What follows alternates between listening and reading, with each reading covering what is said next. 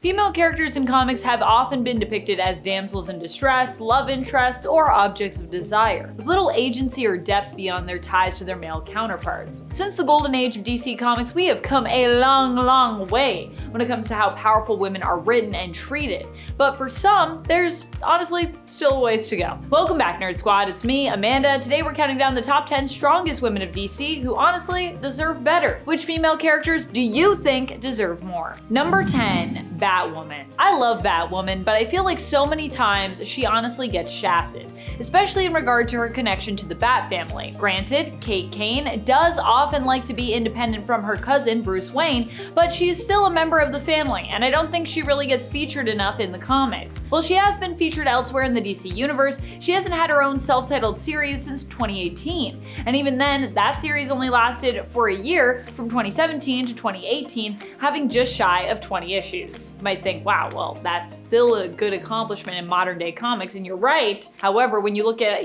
how long Batman always goes on for, we could have a little bit more Batwoman than like whatever she got, like 18, 19 issues. And friends, before we move on to our next spot on this list, if you love what we do here at Top 10 Nerd and you want more DC content from us, do I have good news for you? We have a DC Comics playlist, so go check that out. Number 9, Stargirl. Stargirl is one of those characters that I just feel we don't see enough of in the comics. Now, she has had her moments in the comics, and she did end up getting her own TV show, it is true, but considering that she did have her own TV series, I was kind of hoping we get to see more of her in the comics as a result. And in recent years, since her series started, this hasn't really been as much the case. Now, she has been on the Justice League before, sure, and she's had her own mini-series as recently as 2022, which is pretty good, but we still have never had an ongoing comic series for Stargirl. Like, she's never had a self-titled ongoing. And considering how cool Courtney Whitmore is and how much she is loved by the fans, it's honestly just kind of unfortunate. Number 8, Big Barda. Big Barda is another hero who often feels invincible in terms of her approach to heroism. Big Barda herself is a new god. She hails from Apocalypse,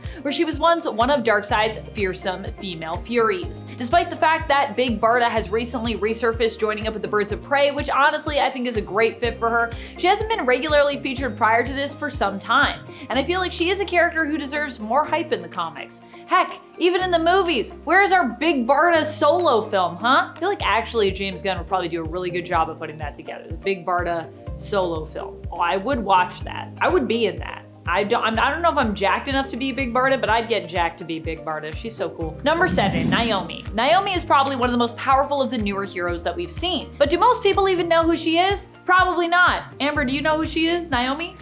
Nope, see, there you go. Despite her powers being comparable, and I would argue even stronger than characters like Superman, she isn't often heavily featured in the comics. Unlike Superman, whose weakness is actually magic, Naomi bolsters magic around her. Haha! So magic does not have the same negative effect on her, but instead works almost in the exact opposite way. Her powers allow her to generate energy, which she can then use to boost her powers or any magic or magical beings around her. I'm still waiting for an epic Zatanna and Naomi team up to happen in the comics, and yes, I know Naomi had her own TV series, but she also only got one season of that. And while I've heard some great things about it, overall it seems like the series was met with a mixed reception between audience and critics. So, although honestly, I gotta watch it. I should watch the Naomi series. Bet I'd probably enjoy at least some of it. I mean, I'm surprised I'm enjoying Gotham Knights as much as I am, even though that show is an experience. Number 6, Killer Frost. Caitlin Snow is truly a character that has sat on the periphery of the DC mainstream for years and years. Yet despite being super cool, pun intended, and interesting in regards to her backstory, whether we're focusing on Caitlin honestly or even her predecessor, Louise Lincoln, but especially Caitlin, she barely gets featured in the comics, appearing less than 100 times in the last 10 years. If we're talking about Caitlin Snow, that is. And that's even with a version of Caitlin's character being adapted for the CW Arrowverse television series The Flash, appearing as one of the key members of the Flash's support team there. Number 5, Batgirl. One of the weirdest things with DC is how sometimes they just completely leave their stories open to being canon or not, depending on how fans receive those stories. And one of the weirdest incidents of this happening was actually with The Killing Joke. Now, The Killing Joke was written by Alan Moore and was never intended by him to be necessarily a part of the main continuity. And as far as I know, it still isn't even really fully canon, except for one part of that story, the successful attack on Barbara Gordon by the Joker, which left her both traumatized and paralyzed from the waist down. Why this was the only thing we chose to keep from this story, I don't know. But the whole idea of it just feels super weird to me, especially when you consider how brutal and graphic this attack was against Barbara. And Barbara gets no opportunity to defend herself, having been surprised by the Joker's visit while visiting her dad in her civilian form. That being said, she's still Barbara Gordon, so you still would think, you know, maybe she'd do something, but no. This element of the story would change Barbara's life forever, and although I do like Babs as Oracle, it feels like she was robbed of some agency here. In fact, it feels like she was robbed of a lot of agency here, especially when you consider the story was never really intended to be incorporated into the canon. Barbara Gordon has since managed to heal and return to her role as Batgirl while still keeping all the skills she was shown to have as the brilliant hacker and computer whiz Oracle. But I still feel like the fact that she suffered so severely from what was intended to be a story that existed outside of canon is brutal. Number 4, Blackfire. You know you deserve better when I've barely talked about you as a character on the channel when I've been working here for almost 5 years. Yikes. Poor Blackfire. I'm sorry, Blackfire. I'm sorry for my part in this. I feel like the thing I'd personally love to see more of from a character like Blackfire is perspective in the comics.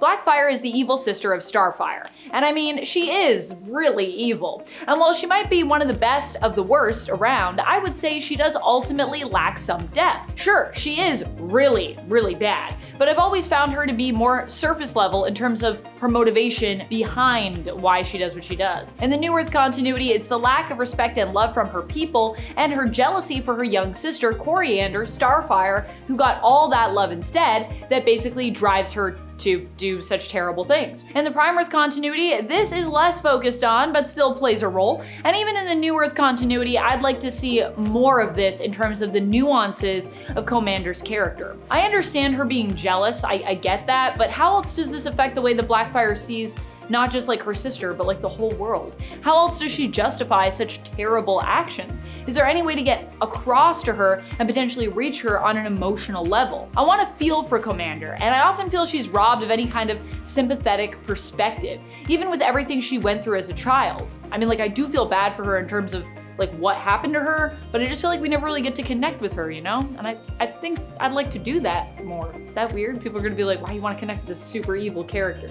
Look, I love evil characters, and I think sometimes they have reasons. Number 3, Variant. Talk about women who have been shafted in the comics. How about any of these cyber women that we have seen who have acted as female counterparts to Cyborg? Among them is Variant. Variant only made a handful of appearances before she was tragically just like kind of written out, but I do think her character had promise, and I've always felt it would be cool for Cyborg to have someone to talk to who really gets what it's like to live as he does and share his perspective. Scarlet Taylor is very similar to Cyborg in that regard, being a member of the CIA who almost lost her life on a mission and was saved by being transformed into a cyborg like Cyborg himself was. Number 2, Vixen. Vixen is a supermodel turned businesswoman and in the current continuity, a supermodel slash fashion designer turned primetime show host and animal activist. Well, it's more than likely that Vixen has been an animal activist ever since she possessed the superpower to take various animal shapes. Armed with the Tantu totem, she can transform into various different animals and harness their own unique abilities and powers. And even without the totem, she currently still can call on at least some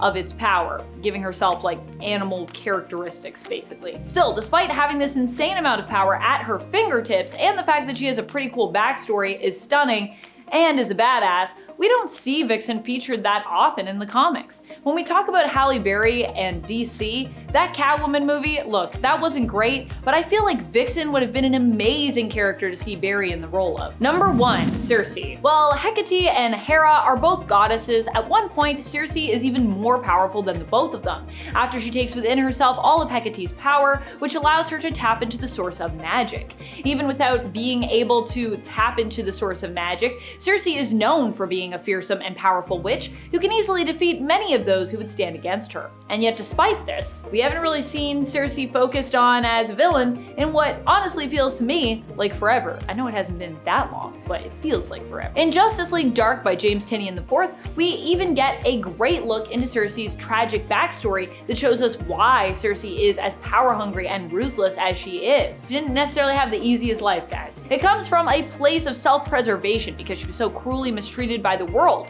and yet despite building up her character, it still often feels like she falls by the wayside at DC Comics. She's such a cool character. She should have her own series, honestly. That's about it. Until next time, you stay nerdy, YouTube.